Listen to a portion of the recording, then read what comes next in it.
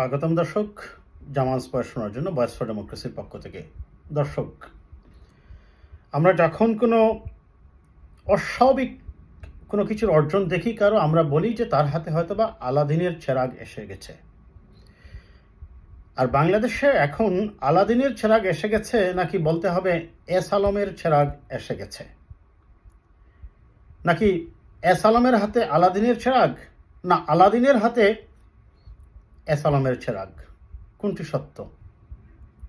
বাংলাদেশে একে একে যে অলিগার্করা এই সরকারকে ক্ষমতায় রেখেছে অবৈধভাবে, তাদের এক একজনকে এক একটা সেক্টর ওয়াইজ ভাগ করে দেওয়া হয়েছে, যাতে করে তারা সেখান থেকে মানুষের কাছ থেকে অর্থ আদায় করে এবং সেখানকার একটা কমিশনও হয়তো বা সরকার নিয়ে থাকেন, বা সরকারের অলিগার্ক যারা আছেন তারা নিয়ে থাকেন, যার ফলে এই সকল বড় বড় রাঘব বলরা আমাদের সমাজে দরাছোঁয়ার বাহিরেই থেকে যায়।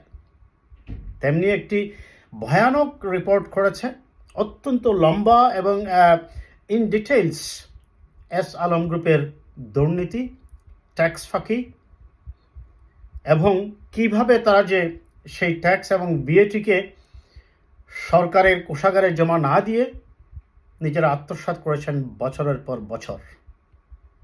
এমনি ভয়ানক কিছু তথ্য এসেছে। আমরা এইটা দেখার চেষ্টা করব এবং তার সাথে সাথে আমরা এটা খোঁজার চেষ্টা করব যে কেন এই অলিগার্করা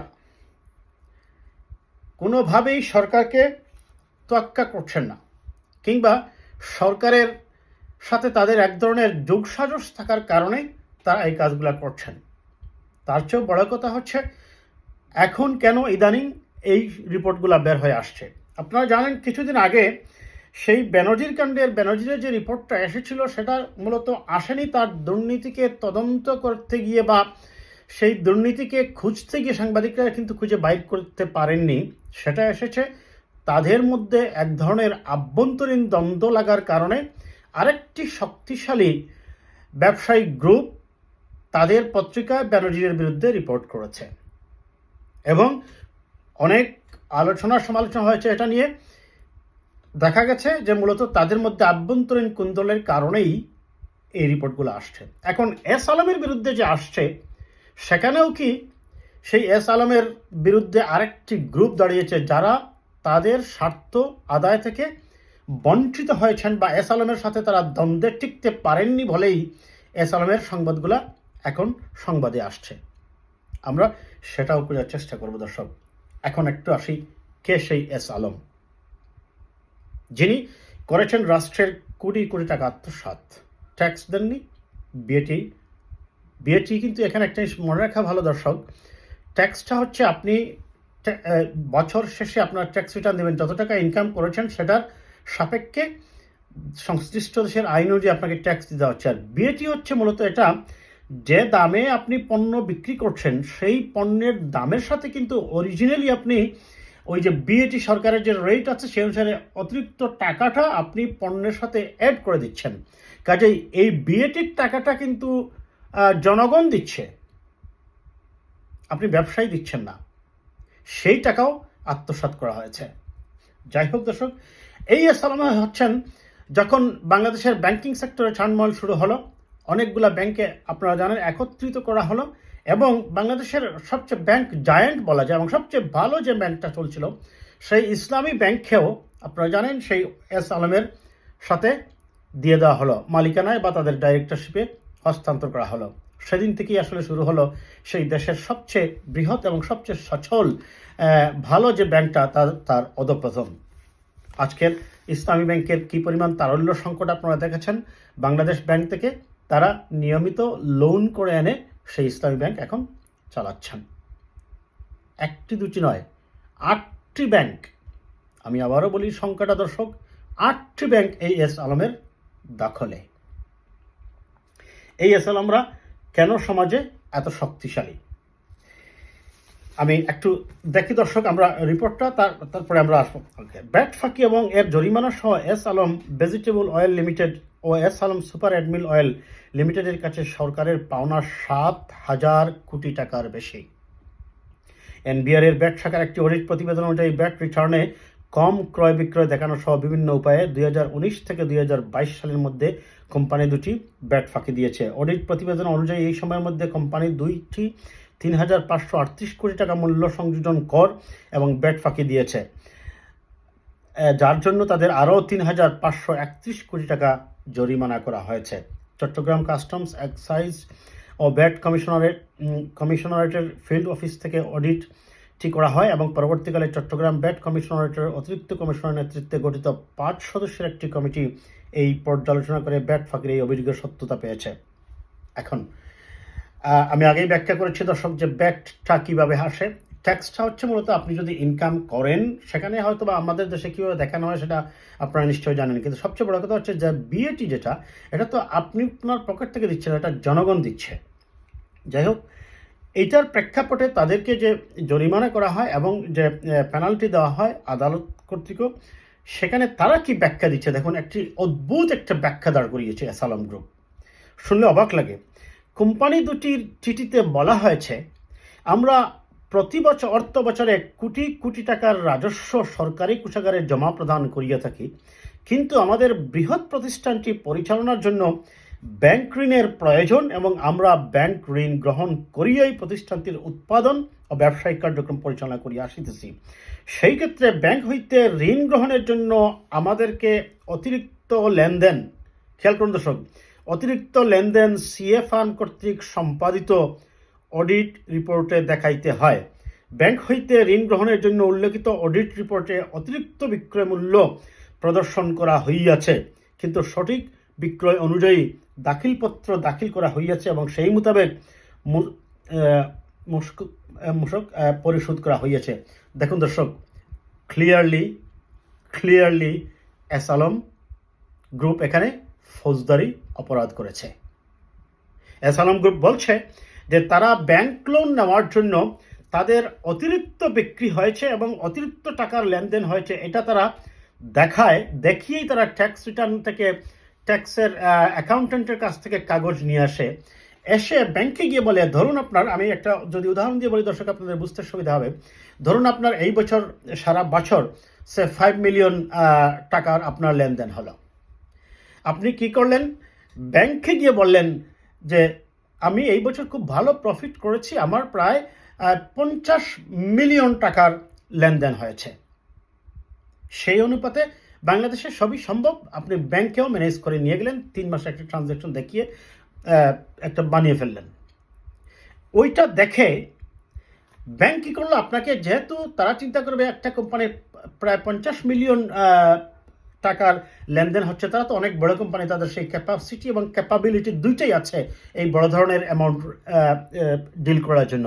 তারা কি করলো, আপনাকে 50 মিলিয়নে দিল। বাস্তবে হয়তোবা আপনার যে ব্যবসা, সেই ব্যবসার ফিজিবিলিটি বা ব্যবসার যে আপনার রেঞ্জ, সেই রেঞ্জে আপনি হয়তো 1 মিলিয়ন টাকারই ব্যবসা করতে পারবেন, বা 1 মিলিয়ন আপনার হয়তোবা প্রফিটই হয়েছে বা ট্রানজ্যাকশন হয়েছে, আমি যদি বলি।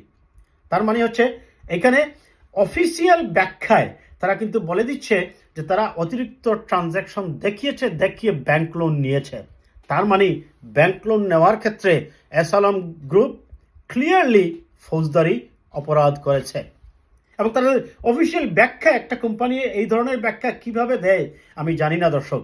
এটি হচ্ছে মূলত দেশের আইনের প্রতি অবজ্ঞা করা। আইন কানুনকে তারা থোড়াই খেয়াল করেন, কারণ তাদের আছে সেই মাফিয়া স্টেটের মাফিয়াদের দ্বারা নিয়ন্ত্রিত একটি সমাজ ব্যবস্থা। কি করে একটা কোম্পানি তার অফিসিয়াল পেডে এই ধরনের কথা লিখতে পারে? যাই দর্শক, আসছি আমি। এই যে দেখুন, তার মানে হচ্ছে আপনি ক্লিয়ারলি ফলস কাগজ বানিয়ে লোন নিয়েছেন।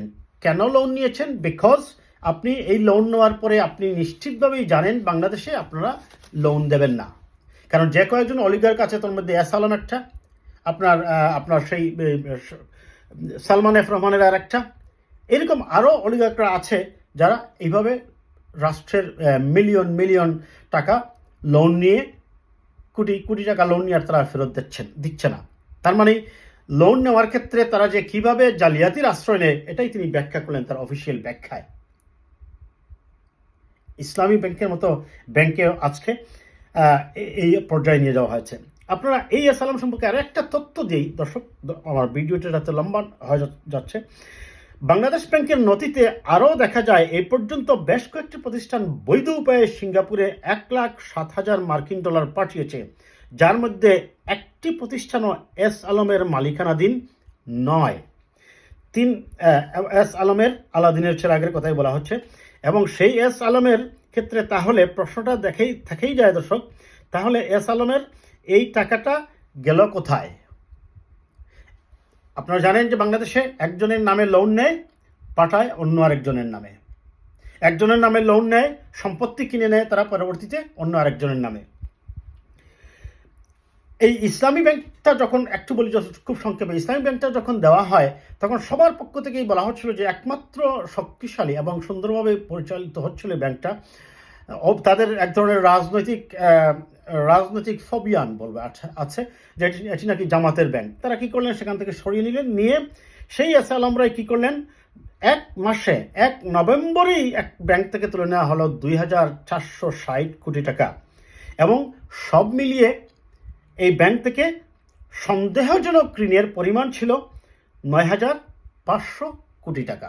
এটা গত বছরের কথা আমি বলছি দর্শক, অনেক আগের এই সংবাদটা।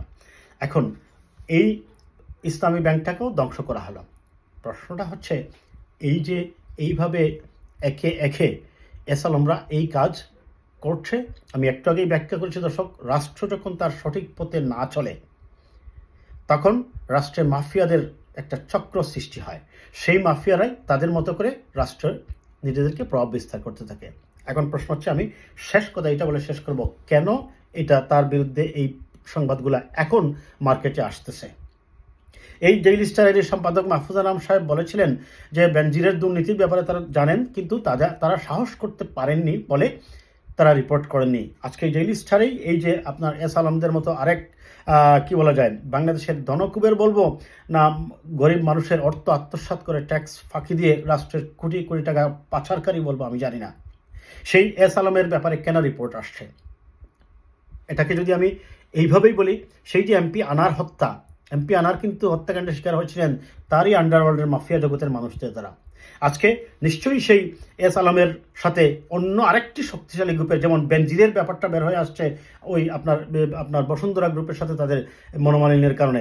আজকে এই যে এস আলমের ব্যাপারগুলো বের হয়ে আসতেছে, নিশ্চয় আরেকজন কোনো মাফিয়া আছে, কোনো মাফিয়া গোষ্ঠী আছে, আরেকটা মাফিয়া শিল্প প্রতিষ্ঠান আছে, তাদের সাথে হয়তো স্বার্থের দ্বন্দ্ব লেগেছে বিদায় আজকে এস আলমের খবরগুলোও বের হয়ে আসছে। তবে যেটাই হোক দর্শক, আমরা আশা করব সরকার এখনই যেন রশি টেনে ধরে। এবং সরকার করবে কীভাবে, সরকার নিজেই তো অবৈধ, এরাই তো সরকারকে টাকা দিয়ে অবৈধভাবে ক্ষমতায় রেখেছে। কাজেই এই সকল অপরাধ থেকে, এই বড় বড় ভয়ঙ্কর রাষ্ট্রের কোটি কোটি টাকা যারা মেরে খাচ্ছে, এদের থেকে মুক্ত করতে হলে আসলে সমাজে জবাবদিহিতাই নিশ্চিত করতে হবে। এবং যতদিন পর্যন্ত সমাজে একটি গণতান্ত্রিক, অ্যাকাউন্টেবল, রেসপন্সিবল পার্লামেন্ট গঠিত না হবে এবং জনগণের শাসন প্রতিষ্ঠিত না হবে, ততদিন পর্যন্ত এই ধরনের একদলীয় শাসন ব্যবস্থা, বাকশালী সিস্টেম, মাফিয়া সিস্টেমের দ্বারা সমাজ থেকে কোনোভাবেই দুর্নীতির মূলোৎপাটন করা যাবে না। এবং বারে বারে এই সকল এস আলম, আপনার সালমান এফ রহমান, কিংবা এই এমপি আনার, বেনজির, জেনারেল আজিজ, আপনার অনেক পুলিশের ডিআইজি আছেন, আপনার অ্যাডিশনাল ডিআইজি আছেন, এসপি আছেন, যাদের বিরুদ্ধে এখন সেই কাস্টমসের মতিউর রহমান আছেন, একের পর এক দুর্নীতির তথ্যগুলো বের হয়ে আসছে। কাজেই আপনি একজন ব্যক্তিকে দিয়ে হয়তো বা বিচার করে সমাজ থেকে ওভারঅল দুর্নীতি দূর করতে পারবেন না। দুর্নীতি দূর করতে হলে আপনাকে যেটা করতে হবে, মানুষের মধ্যে আগে ভয় ঢুকাতে হবে, বোঝাতে হবে যে আপনি যদি অপরাধ করেন আপনাকে আইনের আওতায় আসতেই হবে। আর সেটা একমাত্র সম্ভব যখন একটি অ্যাকাউন্টেবল সোসাইটি এবং সমাজ এবং রাষ্ট্র এবং সরকার থাকবে, তখনই সম্ভব। ভালো থাকবেন দর্শক, কথা হবে আবার।